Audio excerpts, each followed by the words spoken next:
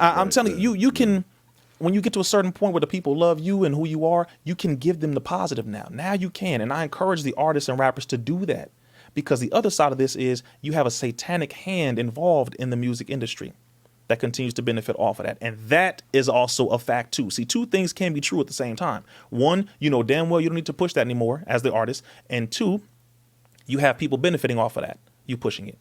So it is hand in hand, but they don't need to push it. And the last thing I'll mention is artist development was taken out of the record labels and artist contracts. Word. So there is no teaching them of the money management side of things.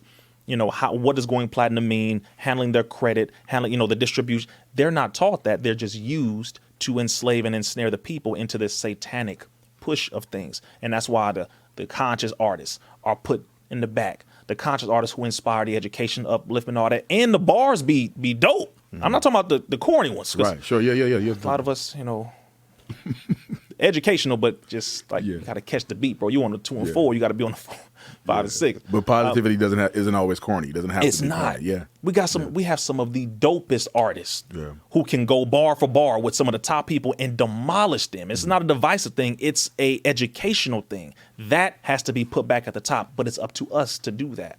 It's up to us. And honestly, I believe the people are starting to get to that point.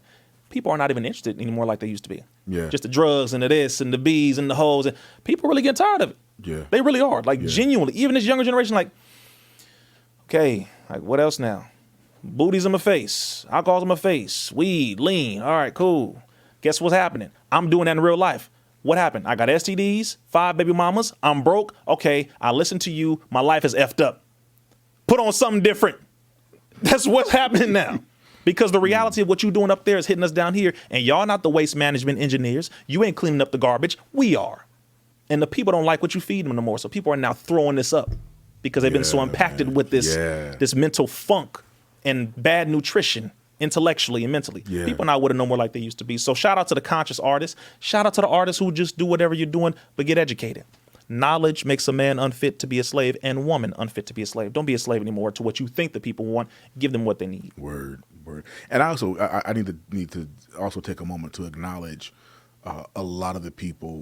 One of the more controversial episodes we had, we're talking about the N-word. Oh, yes. And I got a lot of flack from people because of what I was saying about the N-word and, you know, some of my favorite hip-hop artists who I don't necessarily listen to anymore because of the gratuitous use of the word. Understood. And I've spent so much energy on the people who were hating on me for that perspective.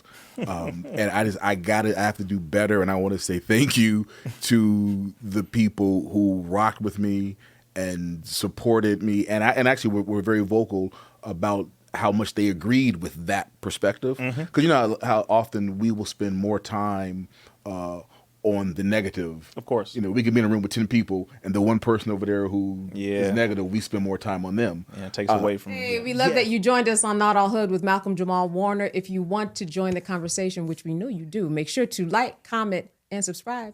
Thank you.